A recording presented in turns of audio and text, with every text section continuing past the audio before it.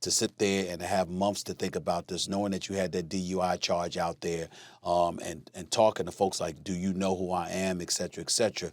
It reeks of privilege and entitlement.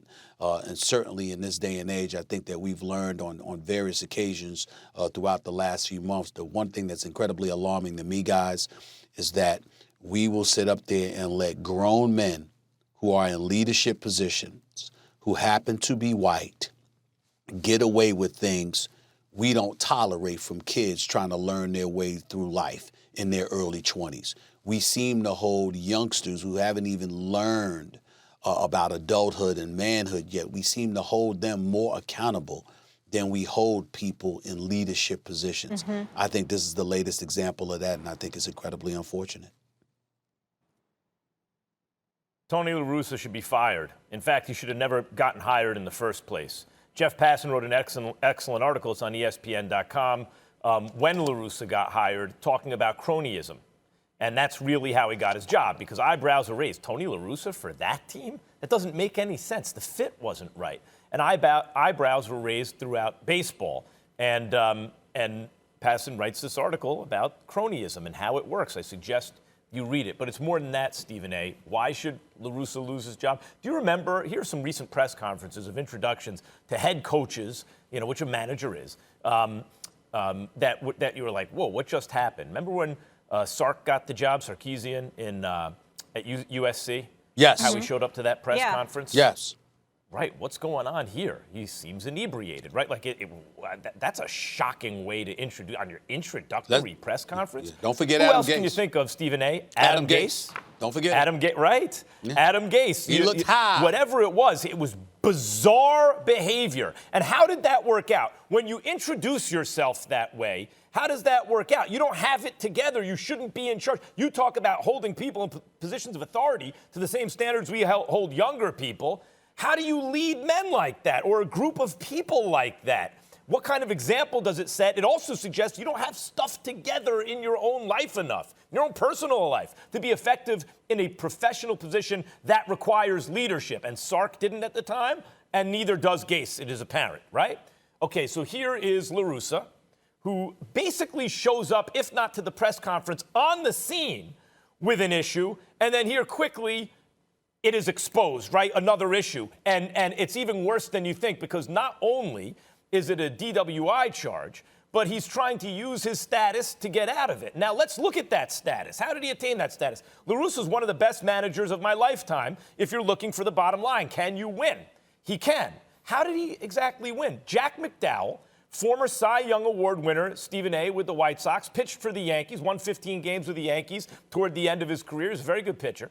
Said that when he got there, so he comes after La Russa, but when he got to the White Sox, sign stealing was already in place. They would flash a light from the center field scoreboard, and you could see the catcher. There was like in the manager's office, there's a screen zoomed in on the catcher, and you're flashing lights. And according to McDowell, that's a holdover from the La Russa era. And when La Russa was asked about it, he said he wasn't on that team. Ask McDowell if he was on that team. That's not a denial.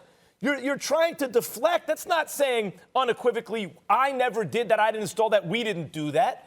Why are you attacking the messenger? This is what McDowell knows, at least as far as his knowledge goes. It was in place from La Russa when he got there. Let's talk more about Tony La Russa.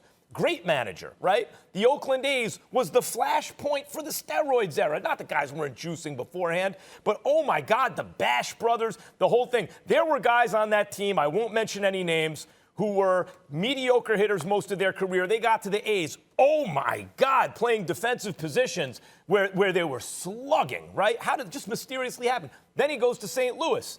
Stephen A., the St. Louis Cardinals, he won again with them. There were once again players on the Cardinals. These are good players. It's not like they weren't good players when they got to the Cardinals. They were. But they hit like they never hit before with the Cardinals. Why is that? Because magically La Russa has some pixie dust he sprinkles on everyone, they start hitting? Maybe it is pixie dust, except instead of sprinkling it, you ingest it or inject it, right? Maybe, because that's certainly what was happening in Oakland. So here's a guy who gets his job from cronyism, where there is good, at least circumstantial evidence to suspect he's cheated in the past in a variety of ways with a variety of teams, and then he shows up and this is what he does walking in the door.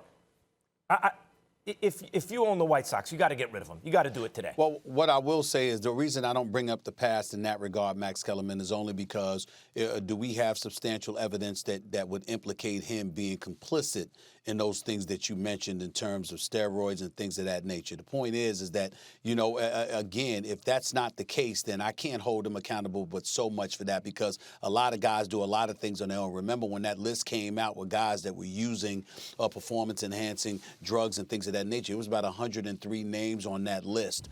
And a lot of times teammates swore that they didn't know. So if the teammates didn't know, who's to say the manager or the coaches knew?